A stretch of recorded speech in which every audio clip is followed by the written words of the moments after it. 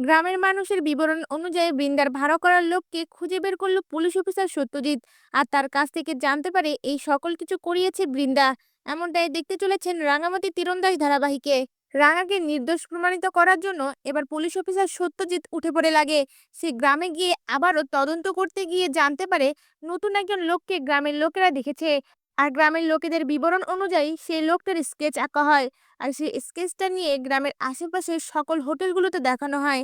এরপর দেখা যায় বৃন্দার ভাড়া করা লোকটি যে হোটেলে উঠেছিল সেই হোটেলটা খুঁজে বের করে পুলিশ অফিসার সত্যজিৎ। আর সেই হোটেলের সিসিটিভি ফুটেজ থেকে লোকটার ছবিও পেয়ে যায় পুলিশ অফিসার সত্যজিৎ। আর ছবিটা প্রত্যেকটা লোকাল থানায় পাঠিয়ে দেওয়া হয়। আর তাদের বলা হয় এই লোকটাকে যেখানেই পাবে সেখান থেকে যাতে অ্যারেস্ট করে।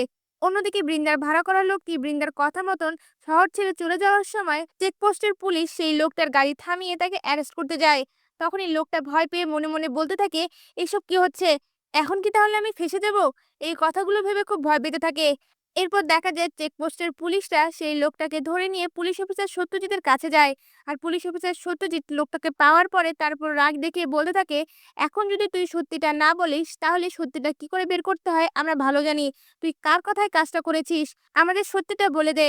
তখন এই লোকটা ভয় পেয়ে যায় আর বারবার বলতে থাকে, আমি কিছু করিনি, আমাকে দিয়ে করানো হয়েছে। আর সেখান থেকে পুলিশ অফিসারের সামনে চলে আসে বৃন্দার নাম। আর এটা শুনে বুঝতে পেরে যায় রাঙাকে বসু পরিবার থেকে তাড়ানোর জন্যই তাকে ফাঁসাতে নবারুণ বাবুর ঘাড়ে তীর মারা হয়েছে। এরপর সকল কিছুর প্রমাণ নিয়ে পুলিশ অফিসার সত্যজিৎ বসু পরিবারে পৌঁছে যায়। হসপিটালের মধ্যেই পুলিশ অফিসার সত্যজিৎ একলব্যের মাকে বোঝানোর চেষ্টা করে এই কাজটা রাঙা করেনি।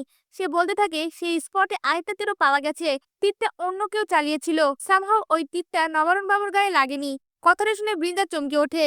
এরপর পুলিশ অফিসার সত্যজিৎ আবারও বলতে থাকে, আপনি ভালো করে ভেবে দেখুন, তীরটা যদি রাঙায় মারতো তাহলে সেটা প্রথমেই নবারুণ বাবুর গায়ে লাগতো। আর আননোন নাম্বার থেকে নবারুণ বাবুর ফোনে ফোন যায়, সেই ফোনেই নবারুণ বাবুকে সেই জায়গায় আসতে বলা হয়েছিল।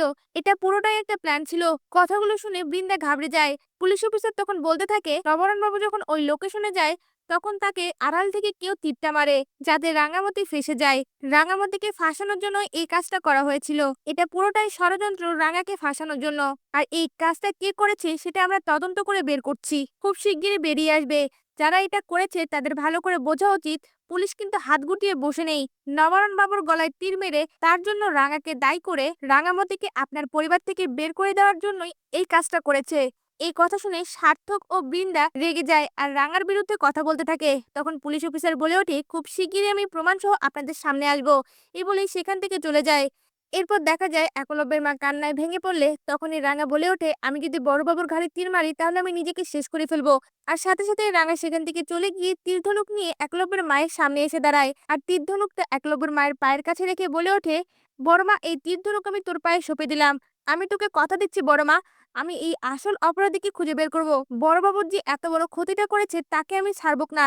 অন্যদিকে পুলিশ অফিসার সত্যজিৎ এই সকল কিছু প্রমাণ করার জন্য গ্রামে যায়। এমনটাই দেখতে চলেছেন রাঙামাটি তীরন্দাজ ধারাবাহিকে।